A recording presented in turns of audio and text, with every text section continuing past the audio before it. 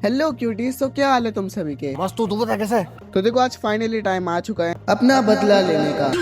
क्या हुई? और बदला भी हम लोग वो आंटी से लेंगे जो हर टाइम तुमसे बस चिड़ी हुई रहती है। मतलब कि इस चीज से फर्क नहीं पड़ता तुमने कभी आंटी का कुछ बिगाड़ा हो नहीं बिगाड़ा हो, लेकिन ये 24 घंटा बस तुमसे चिड़ी हुई रहेंगी, तुमसे गुस्सा रहेंगी और कभी सीधे मुंह बात करना तो भूल ही जाओ। और अगर तुम उन बच्चों में से आते हो जो हर आंटी की फेवरेट होते हो, तो भाई फिर ये तुम्हारे लिए वीडियो नहीं है। क्यों नहीं हो रही पढ़ाई?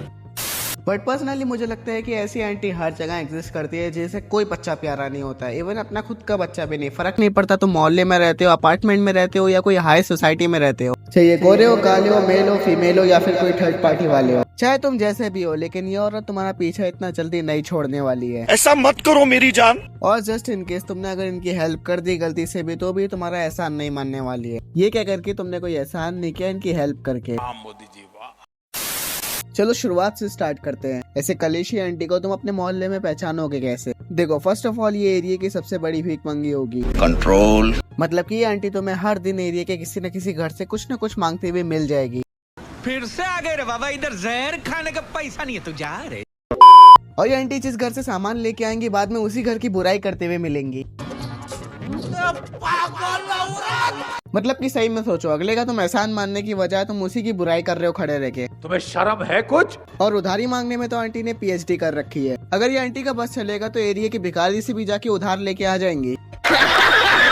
और इतना ही नहीं, अगर तुम्हारे एरिया में कुछ भी हो रहा हो तो इन्हें चाहिए कि सबसे पहले इन्हें पता चलना चाहिए। जस्ट फॉर एन एग्जाम्पल, अगर किसी के घर में झगड़ा हो रहा है और ये आंटी वहाँ पे नहीं पहुंची है, तो इनके पहुंचने से पहले वो झगड़ा सॉल्व नहीं होना चाहिए, क्योंकि अगर वो हो गया झगड़ा सॉल्व तो इन्हें बेचारी को बुरा लग जाता है। अमेरिका क्या कहता था कि भला इनके पहुंचने से पहले तुमने अपना झगड़ा सॉल्व कैसे कर लिया। और फिर उसी चीज का बदला निकालने के लिए आंटी अगले दिन से ही तुम्हारे एंड तुम्हारी फैमिली के अगेंस्ट जाकर नेगेटिव पीआर चलाएंगी, जैसे कि हर जगह खड़े होकर बस तुम्हारे एंड तुम्हारी फैमिली के बारे में बुरा भला बोलना।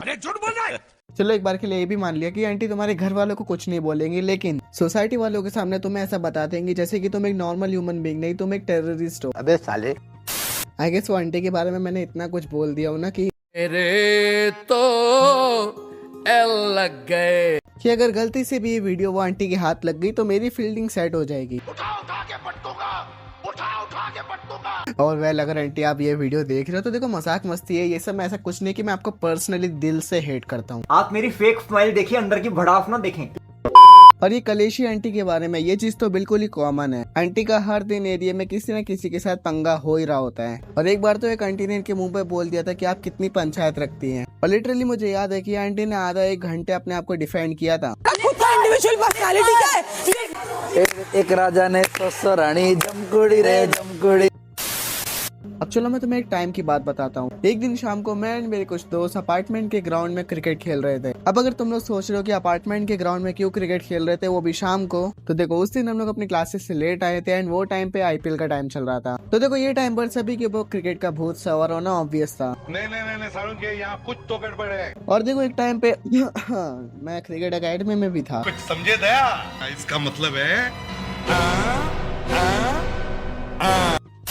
हाँ, तो देखो सभी रेडी हो गए थे एंड फिर हम लोगों ने क्रिकेट खेलना चालू भी कर दिया था। मगर वो दिन ना देखो हमारी किस्मत बड़ी खराब थी। मेरी किस्मत ही खराब है। क्योंकि जिस टाइम पर हम लोग सभी क्लासेस में थे, वो टाइम पर मेरे एक दोस्त की मम्मी का वही कलेशी आंटी के साथ में झगड़ा हो रहा था। खत्म। और इस झगड़े के बारे में हम में से किसी को कुछ भी नहीं पता है। इवन मैं जिस दोस्त की मम्मी का झगड़ा हुआ था, उस बेचारे दोस्त तक को नहीं पता था। साला ये दुख का खत्म नहीं होता बे। अब देखो वो झगड़ा हुआ वो प्रॉब्लम नहीं है, ठीक है। जो झगड़े के बाद हुआ है ना, वो सबसे बड़ी प्रॉब्लम बन गई थी। क्या हुई? देखो स्टार्टिंग के एक आधे घंटे तक तो हम लोगों ने अच्छे से क्रिकेट खेला, लेकिन जब मेरा वो दोस्त बैटिंग करने के लिए आता है जिसकी मम्मी के साथ में वो कलेशी आंटी का दोपहर में झगड़ा हुआ था, तभी आता है यहाँ पे कहानी में ट्विस्ट। और ट्विस्ट ये आया था कि जब मेरा वो दोस्त बैटिंग करने के लिए गया था, भाई ने लिटरली पहली बॉल ही उड़ा दी। एंड चलो गैस ही कर लो, बॉल उड़ते हुए कहाँ जाती है? अपार्टमेंट के सीधा गेट के साइड। और हमारी किस्मत भी हमारे साथ बहुत अच्छा खेल रही थी वो टाइम पे, क्योंकि वो टाइम पे अपार्टमेंट के गेट के साइड से आ रही होती है वही कलेशी आंटी। और हमारी क्रिकेट बॉल भी जाकर उन्हीं आंटी के हाथ लग जाती है। पूरे लग गए। और वहीं पर वो आंटी का ड्रामा चालू हो जाता है। एंड आंटी के हाथ में बॉल देखकर हम सभी की वहाँ पे फट रखी थी, सिवाय इसी चूजे को छोड़ के जो बैटिंग कर रहा था। कंट्रोल। क्योंकि पता नहीं ऐसा क्यों लग रहा था वो आंटी बहुत अच्छी है, वो आके हमारी प्यार से बॉल वापस कर देंगी। और देखो ऐसा नहीं है किसी आंटी की आदत का पता नहीं था, ये भी हमारी तरह आंटी को अच्छे से जानता था।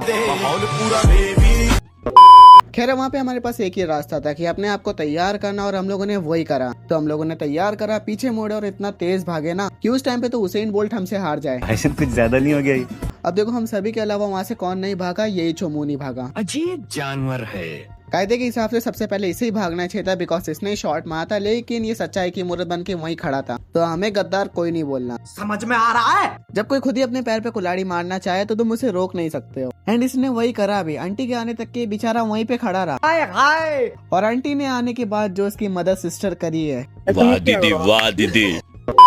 और स्पेशली ये जानने के बाद कि ये उन्हीं का बेटा है जिनके साथ में ये आंटी की दोपहर में फाइट हुई थी। आंटी उस टाइम पे जितने ब्लेम्स लगा सकती थी उसके डबल लगाए थे। आंटी का सीधा ब्लेम ये था कि उसने बॉल जानबूझ के मारी है, एंड वो बॉल लगने की वजह से चल नहीं पा रही है, बिकॉज वो बॉल लगने की वजह से उनकी हड्डी में फ्रैक्चर हो गया है। एंड दैट मोमेंट ये झूठ बोल रहा है, मतलब कुछ भी बोलता बच्चे। आई स्वेयर मैं मजाक नहीं कर रहा, उन्होंने लिटरली यही बोला था कि भाई उन्हें बॉल लगने की वजह से फ्रैक्चर हो गया है। कुछ भी कोई फ्रैक्चर होगा तो उसके बाद इंसान खड़ा भी हो पाएगा। आंटी मस्त चलती हुई आई थी। झूठ पे झूठ बोलती जा रही है, शर्म नहीं आती? खैर ये फाइट की वजह से हम लोग काफी महीनों तक भाई खेल नहीं पाए थे अपार्टमेंट के ग्राउंड में। एंड इवेंचुअली हमारे मॉम डैड को भी पता चल गया था, तो घर पे अलग सुननी पड़ी थी। खत्म हो गया भैया मैटर।